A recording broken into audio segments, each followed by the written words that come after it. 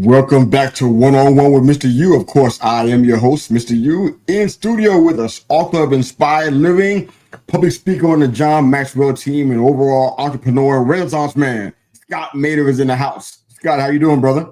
I am awesome. I'm doing great, and I'm so happy to be here. By the way, that intro music, I'm glad the camera turns off automatically, so nobody had to see me dance. You know, I don't want to inflict that on anybody. We all dance to that music, man. It's just a thing. I don't know why it's so infectious, but it works, man. It works on me too, man. But good to have you in here. Excited about this conversation, man. Our pre-interview shot was incredible.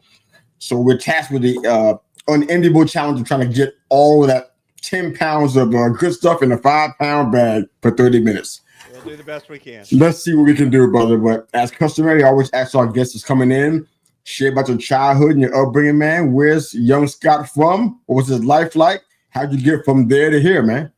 Go for it. I am born and bred here in Texas. I've pretty much lived here my entire life. I've traveled a lot, but I've lived here in Texas. Okay. Started out in Houston, then ended up in the San Antonio area. I'm now in a little town in central Texas called Bryan. We've lived, around Texas, pretty much it. And as far as what I did, I actually went to school with the idea of becoming a medical researcher. I did medical research for a while. I figured out that research work is really about chasing grant money. Didn't really want to chase grant money the rest of my life, so I pivoted and became a school teacher. I did that for 16 years. Loved teaching.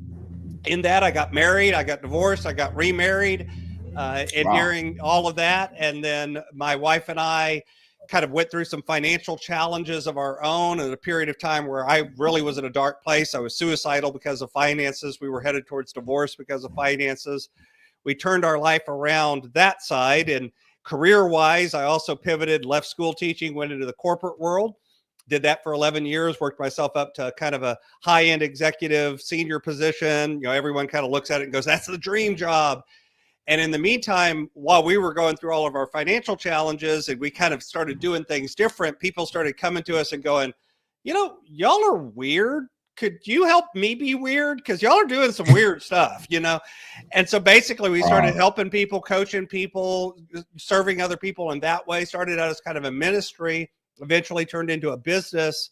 And so I began to kind of grow that coaching business at the same time that I reversed my climb up the corporate ladder and literally took over a year to kind of transition out of a corporate position, launched my business, and eventually took my business full time.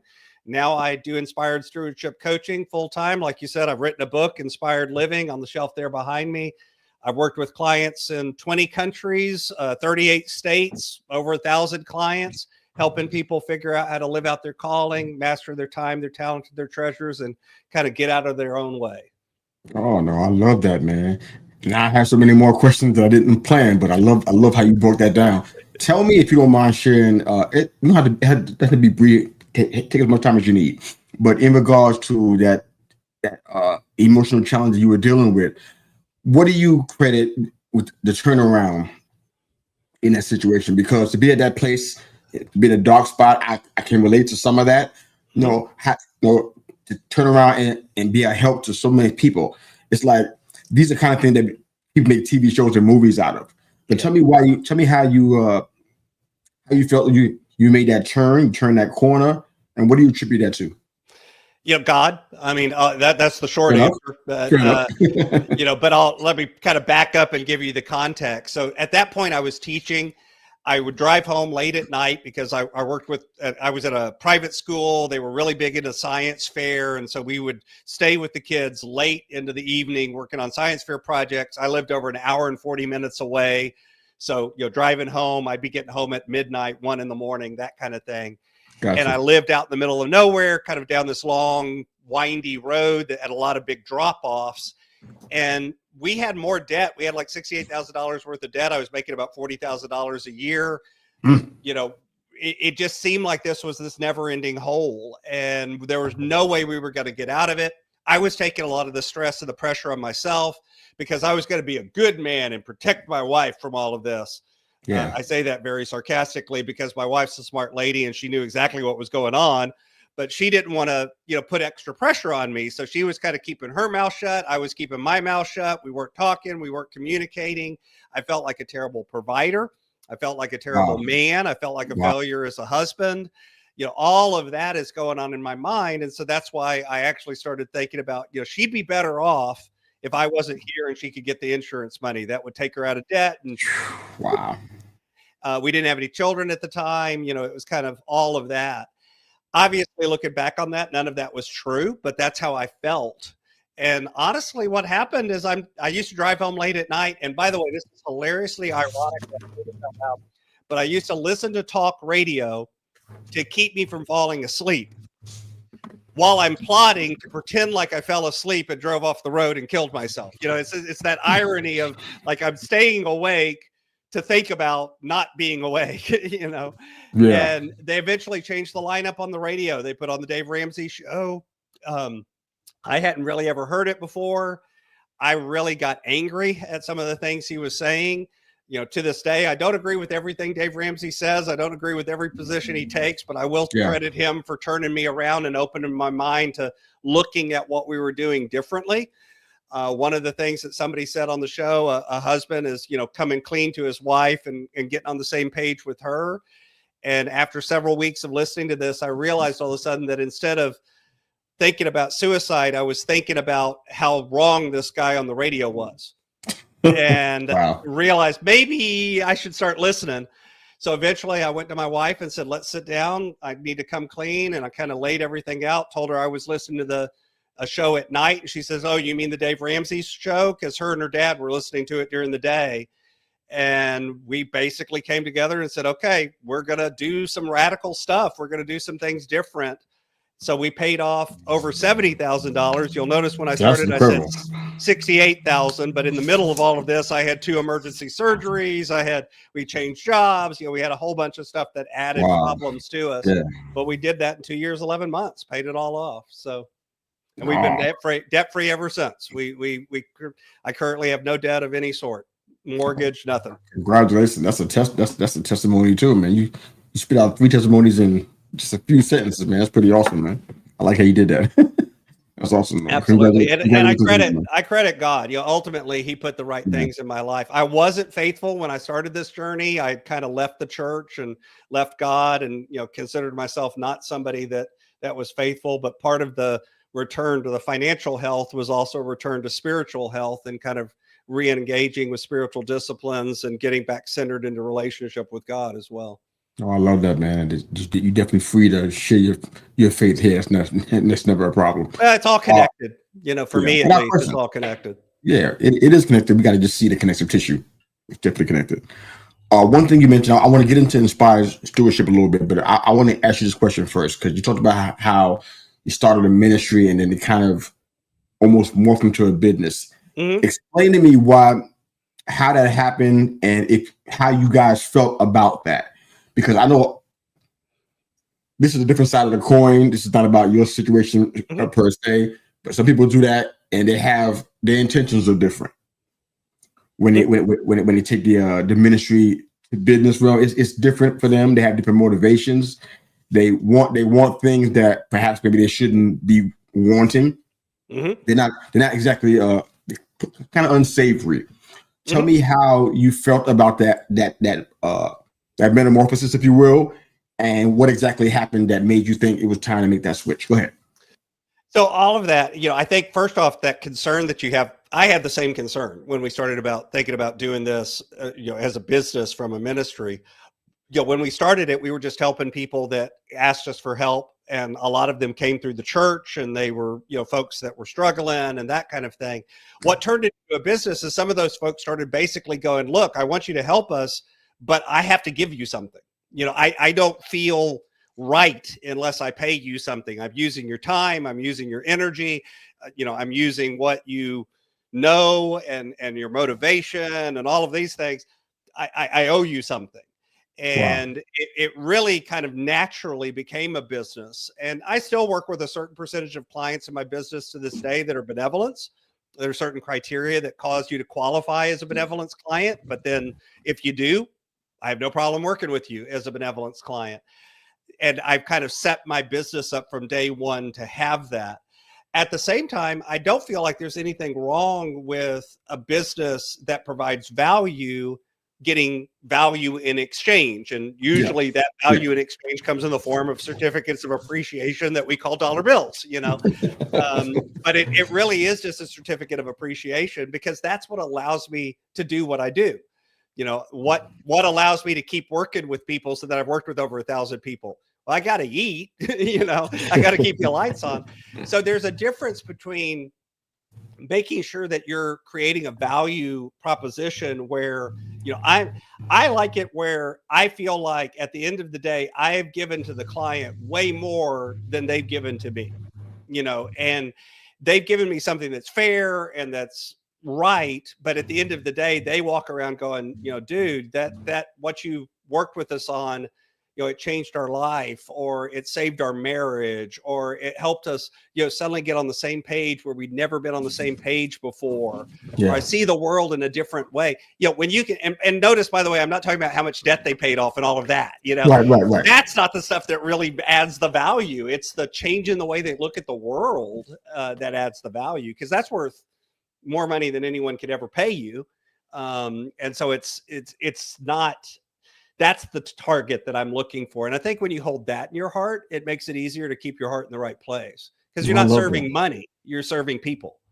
I love that. It's rare to hear about people like this. I mean, I'm not saying that they're in my circles, but I've seen this for many years. People are totally happy with getting free.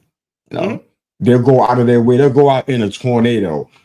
If a certain store said, what, we're giving this away free. I mean, so they'll do things that they wouldn't do at cost. So it's very rare, at least from where I sit, it's really rare to hear somebody who recognizes the value you give and want to do something to compensate for that, because they recognize the sacrifices that you make. That's pretty rare. I think sometimes it's a pride thing. And I don't mean that in a bad way. I don't mean pride as in a bad thing. I mean, maybe dignity is a better word. It's just recognizing the fact that I am getting something from you that's invaluable, and I want to dignify that with a payment, if that makes sense. I do the same thing. There's times that I've gotten free stuff that I find a way to, I'll go buy their book, or I'll do something else because they just gave me something that was invaluable for free. If I can, I'm going to try to find a way to pay them a little back. Maybe it's even making an introduction for them, or introducing them to somebody else. I want to find something, right? Because otherwise you kind of feel like you're in debt to them. Sure. Yeah, that makes a lot of sense, man. So the work that you've been doing with your wife Carrie has been, I guess, about 8 years now, serving Christian men and couples. What would you say is the biggest plight that you've seen them deal with in both Christian men and, of course, Christian couples? What's the biggest plight or challenge you see, or biggest mountain you've seen them have to climb? Misalignment. And here's what I mean. Time or money, either one. The biggest problem that most of us have is we're spending those resources, time and money, in a way that's not aligned with what we really want out of life. We're spending it in ways that is wasteful. We're busy all the time, but we're not really getting the right things done. How many people do you know that are, I'm so busy, I can't go to my daughter's soccer game? Sure. That kind of thing. Or with money, I'm constantly, I'm buying things today with money I don't have and leveraging future income. And then I constantly feel like I've leveraged everything I have. And now I'm living kind of paycheck to paycheck. I know people that make $600,000 a year that are living paycheck to paycheck, and it's like, so it's not how much you make, it's what you're doing with it. And so when it's out of alignment, I see that as something that holds us back. That's a lot of what I work on with folks, is how to get aligned where what you're using is going to where you actually want it to go. I like that. So I'm going to ask you that my next question, whether the work that you and Carrie are doing speak to that kind of challenge. So without going into too many confidential details, can you kind of share a situation where it worked out, that your counsel worked out well in the area of alignment, and one scenario where it didn't work out so well? So working out well is the easy one. So I've got a couple that they're actually illustrated in the book, and they've given me permission to share their story in the book as well. So it's absolutely not a problem to share a little bit about them. But younger couple in my estimation, they were in their 30s. Starting out, she worked as a nurse. She worked a lot of hours. She was constantly working extra shifts and feeling burned out. They had young kids. He'd left a job and started his own marketing agency and was kind of doing that work. And he was constantly like, anytime anything went wrong, he was like, it's a disaster. The business is going to fail, even though the business was actually doing okay. But he didn't feel like it. He didn't have security in it. And they kind of had a goal to pay off their house. And the original reason was so that the wife could kind of work less and maybe even quit her job and get his business up and running where it was taking care of the household. They wanted to do that by the time they turned 40.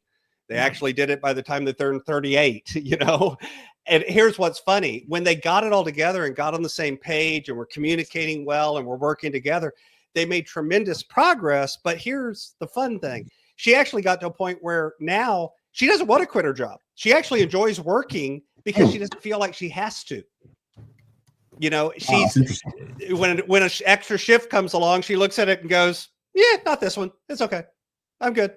And another one comes along and she's like, yeah, I can work that one. I'll make time and a half. It's great. So but she feels the freedom to make her own decisions. And he's gotten to a point in his business where when things go wrong, it's not that it doesn't bother him, but he's got a more solid way of thinking it through and going, okay, wait, this is probably not the disaster. What can I do about it? I've got control. I can handle this. I can live through it. And so it's that idea of getting you out of sort of react panic mode and into proactive plan mode. That's the success. As far as lack of success, it's because I don't really give advice as a coach. I help you as a guide more than I'm not a consultant. I'm not coming in to tell you what to do. I'm coming in as a thought partner to help you think through it. And usually when there's failure is when people kind of have that feeling of, I've tried everything, and anything that comes in, I'm not open to trying it because it's not going to work. In other words, they pre-decide what they will and will not do, and then won't change, won't bend. It's lack of, and again, it's not change that I'm telling them to do. It's they know what they need to do. They'll even say, I know I need to do this, but then they won't actually follow through. So accountability is a big part of coaching, but at the end of the day, there is a degree to which you got to do the work. You've got to put in the effort. There are no easy buttons. There is no magic button. I never promise that as a coach. I don't come in and go, I'm going to solve all your problems, because it ain't going to happen. You're going to solve your problems. I'm just going to be here as a guide and an accountability partner to help you do it. I got it. I got that. I like this. So in a sentence or two, how would you describe the work that you and Carrie do with Inspired Stewardship? The way I elevator speech, My one-liner that I use to sum it up is, I help Christians master their time, their talent, and their treasures so that they can live out their calling. And at the end of the day, that's kind of the one sentence pitch. It boils down to, I want you to stop saying I'm too busy. I want you to stop saying I don't have enough money. I want you to stop saying that these are the things that are holding me back, and actually do what God's put you on this planet to do. Because if you did that, and if everyone else did that, this would be a much better world. I love it. What was one of the biggest challenges working with your spouse in business? A lot of people, it really kind of depends on a lot of different factors. So it's not a one size fits all by any stretch. Mm-hmm. But, I do hear situations where people are challenged with that just because of, it could be parenting duties, who's going to pick up the children, who's going to drop the kids off, who's getting up at this, a whole host of things. What was the biggest challenge for you and Carrie to work together in business, even in this kind of business? What was the biggest challenge? Communication and clarity. And I actually think that goes for any relationship. It's not just in business together. Mm-hmm. It's really getting on the same page and knowing, like you were talking about who's going to do what. It's actually talking about who's going to do what, what are the expectations, what is it that you want to do? What is it that I want to do? What is it that you're good at? What is it that I'm good at? How are we going to support each other? What do we, how do we handle conflict? It's all of the same things that you would have to do in any relationship, whether that's a business partnership or whether that's a marriage. It's just including the business as part of that if you're also doing business together. Because I think what happens a lot of times is people start thinking that their spouse sort of already knows what they're going to do, or, you know, we're on the same page, even though we've never actually sat down and looked at a page together. You know, Right. You know, they somehow or another are going to read your mind. It's like, guess what? That don't happen. Yeah. You know, especially us guys, we're really bad at reading minds. Yeah. So we just have to set up a time and a place to actually communicate and talk and get clarity around things. Yeah. I love that you have some work and certifications in human behavior. Mm-hmm. What was the most, and this is kind of a two-part question, what was the most disturbing and what was the most spot on takeaway you learned about human behaviors? Boy, disturbing and spot on. Well, disturbing is probably not the word I would use, but I guess the most surprising thing, I'll put it that way, is that, you know, when you start looking at it, I think we all go in thinking that the quote unquote golden rule, you know, treat other people as you want to be treated. And that if I did that, everything would work. The problem is that's not actually right. The rule we should follow is treat other people the way they wish to be treated. That's a lot harder, you know, because I actually have to know enough to know what you want to be treated. And I'm not talking about being easy on people and just giving them what they want and that kind of thing. That's not what I mean. What I mean is, even if I have to communicate with you and I have to tell you something negative, you know, I'm in a leadership position and I have to give an employee, I have to let them go. But the way I structure that conversation needs to take you into account. How do you hear things? How do you communicate? How do you understand things? Where are you coming from? You know, what are we doing to communicate this in a way that takes the other human into account? And I think too often we go into situations where we're thinking about it through our own frame, through our own, you know, what's important to us, what we know, how we communicate, what we understand, and don't take into account the other person. And that kind of flipped around is the most useful thing, or the best thing I've learned, is being able to learn to work with people, to listen to them, and pretty quickly start to hear some things that give you indicators of how do they see the world? How do they communicate about things? And therefore, now how do I have to shift the way I do things to better reach them and better connect with them?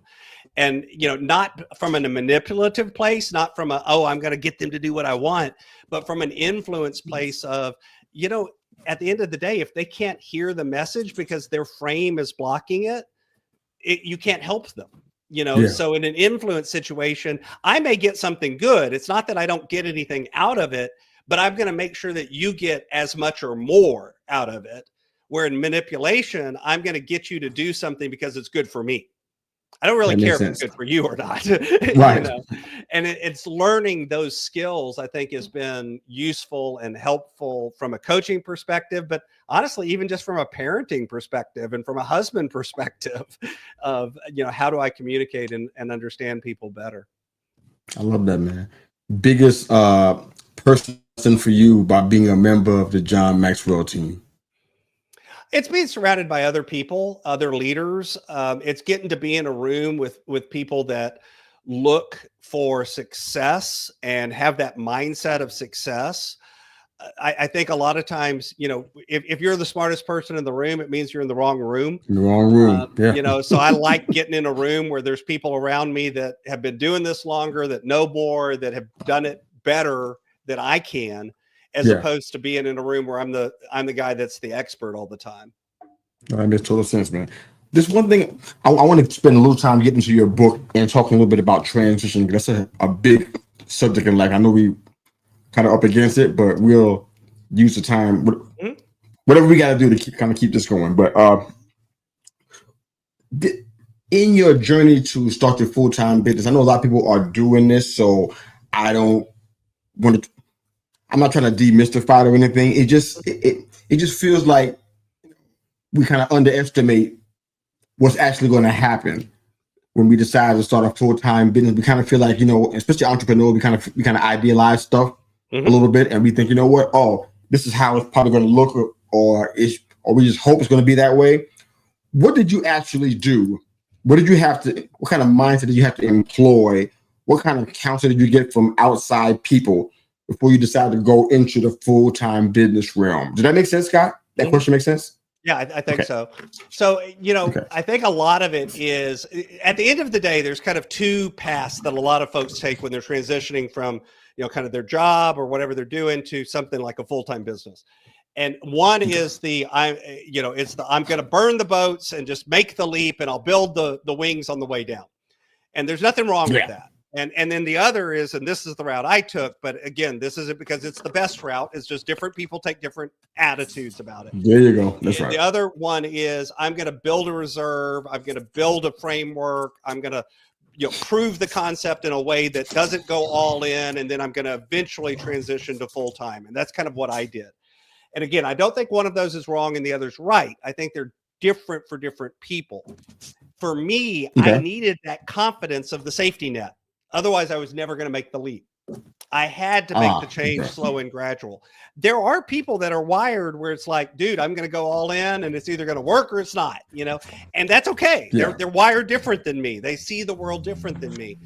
But in both cases, what I think is important is stepping back and going through not only what's going to happen if everything goes right, but what's going to happen if things go wrong. What's my backup plan? What's my option out plan? Because like you said, every entrepreneur out there, we all look at the world as if, number one, everything's going to work out great. Our risk meters are broken. It has to be. Otherwise, you wouldn't do it. I mean, it's kind of part of being an entrepreneur. You have to have a risk meter that's a little out of alignment because, dude, otherwise, think about it logically for a minute. It's crazy to do that, and yet we do it because we're able to look at crazy and go, yeah, I can handle that. That's a skill. That's something that entrepreneurs have that other people don't. That's part of what attracts them to being an entrepreneur. So it's not a bad thing, but it is awareness of the fact that your risk meter is broken that lets you step in. And again, this is sometimes we're working with a mentor or a coach or a mastermind or, somebody who's done it before. They can come in and they can go, hey, sure. Think about this. This is what could happen. What's your plan if that happens? And even just having that awareness of it lets you start laying the foundation to doing something better. Oh, I love it. All right. So what was real quick? So what was the inspiration for your book, Inspired Living? And what was the reaction to it initially from people that know you? Two-part question there. Well, the reaction from a lot of folks was, oh, you finally wrote a book. Because I've been talking about writing a book since I was like 12 years old. So, there were a lot of people that went, oh, okay, about time. So, which is not bad, But the rest of it was what inspired me is it was really taking the frameworks that I use as a coach and trying to put them in a form where other people could get access to it. Other people could understand it. Other people could apply it, even if they never had a chance to run across me as a coach or hear me on my podcast or hear me on your podcast. Even if they don't run into me in any of the other ways, a book is another way of getting that message out there.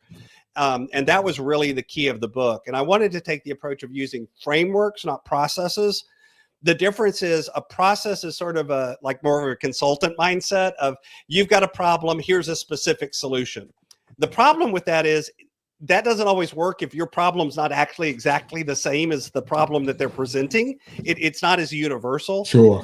Where a framework is more of a way of looking at the world or thinking through things that kind of works no matter what your situation is, because it's applicable across a wide variety of things. So I tried in the book to use frameworks rather than processes as ways to approach your time, your talent, and your treasures. Definitely. You mentioned the 4-part framework. Can you explain briefly what that is? Sure. So the basic, again, you'll hear how this applies to anyone. The concept is before you do any change, the first step is to invest in yourself. You've got to develop yourself. You've got to look at where you're coming from, what's true about your situation, what's your giftings, what are your resources, what do you have, what do you not have, all of that. Be brutally honest. As you begin to develop yourself, you then need to look for opportunities to invest in others. What that means is find people that you can help, naturally out of that, as you begin to pour into other people and help other people, what will naturally happen is the third thing, which is you will develop influence. people will begin to look at you as somebody that knows something about what they're asking for help with. It just happens naturally. And now if you've invested in yourself, invested in others, and developed your influence, the fourth part of the framework is you will make an impact. You will impact the world. So the idea is rather that, because what I think happens a lot of times is people want the impact, but they don't know where to start, which is on the you part. And so they're looking for impact, but they're not actually doing the process or the framework or the steps or the phases to get where they can. I like that. Man, reminds me of an awesome Zig Ziglar quote that I love to share incessantly. I think I should share it. But how would you identify calling, Scott? I know people talk about, you hear phrases like, it's in the common vernacular, living your best life and things along that line. But how would you identify your calling? Some people kind of put it in a faith-based bubble, if you will. But I feel like calling is so much greater than just a religious box to put it in. How would you identify calling? So, first off, it's not just what you do for a living. One of the things that I think people try to do is they equate calling with career. They're not the same thing. Yeah. And I do believe by definition of calling, by the word, the root word that we would use for calling is the word that we call vocation. Vocation comes from the same root as vocalization or vocal, meaning to be spoken or to be called. Okay. By definition, if you're being called, you have to be called by something. Now, I put that as God, and I put it in a religious framework. But you're right. I don't care if you're religious or not. The concept is still the same. You have something that you are good at, that you are gifted in, that drives you, the passion, the purpose. It's the why behind everything you do. Your calling shows up in how you're a dad. Your calling shows up in how you answer the phone when you wake up on Sunday morning. Your calling shows up in what you do for a living. Your calling shows up in how you coach your kid's soccer game. All of the different parts of your life, your calling should show up in those because it's the why behind the what. It's no longer just the what you do. It's the why and the how of how you do it. I love this. Man, this is good, but I think we're up against it now. But before I have you share your link and just speak to the people a little bit, I'm going to ask our final question for the episode. Anybody that watches our show for even 5 minutes knows what it is. It's what I call the CMV question, career, mission, and vocation question. So, we're taking everything off of the table that you've done in life, author, public speaking, entrepreneurship, your time in the corporate world. We're taking it all off of the table. Certified in human behavior, consulting, everything. What do you think Scott is most likely doing right now? If all those other things have been removed from the equation, what do you think you'd be doing right now? I would probably, I'd still be teaching people somehow. Okay. Now, what that would look like, I'm not 100% sure, but I would probably still be in front of people in a teaching relationship. So, maybe a college professor, maybe adult education, maybe which technically I did public schools and private schools, so I wasn't in adult ed. I'd probably still be working in those kinds of areas. Specifically, who knows, right? You kind of look backwards at the route that you've taken. And I don't know, I don't know how I ended up where I ended up, but my mother looks at it and goes like, dude, you've been a coach since you were 8, you just didn't call it that, kind of thing. So I know I'd still be helping people, and I know I'd still be teaching in some way, shape, or form. Oh yeah, I when I first met you, I totally thought that. You in Texas, like how are you not wanting to teach football? Football is huge in Texas. Maybe maybe. They care about that the most, or either that or a team chaplain. I mean, you could have done any of those things easily. I might be a pastor. That's another one. I probably a different route. I might have ended up as a pastor. That's definitely possible. There's still time. But yeah, that's what my pastor keeps telling me. Wow. So in the next 90 to 120 seconds, man, I'd love for you to kind of just share your link where people can find your work. I have you also go on to our YouTube channel where the episode is in the comments and drop it there as well, please. But go ahead and just speak to the people, man, about identifying or locating your calling, living out that calling, or whatever you want to encourage the people with, man. The floor is yours, Scott. Go right ahead, brother. So I did put together a resource page for anybody that's listening, that's interested in any of these topics. So you can go over to my website, which is inspiredstewardship.com, and then just / Mr. U, no spaces, no anything, just all one word, MISTAYU. And what you'll find there is a link with some free resources on time, talent, and treasures that you can sign up for and get sent straight to you. As well, there you'll find some information about the book, Inspired Living, and how you can get a hold of that. My podcast is on there. And then there's a link on there that you can schedule a time to jump on a call with me. That isn't so I can sell you something. Doesn't have to be because you want to buy my coaching or this or that or the other thing. Could just be you have a question about something we talked about today and you want to chat. And I'm perfectly okay jumping on a call with people and just answering questions or trying to help you out. But all of that is available again at inspiredstewardship.com / Mr. U. God, thank you for taking the time to do this, man. It's been fantastic, brother. Thank you. Absolutely. Honored to be here. For all our listeners and viewers, thank you for your pleasure of your time and for listening to this show. Jump onto in the comment section on our YouTube channel or wherever you're finding this episode today on social media. And for watching and listening, have a fantastic day.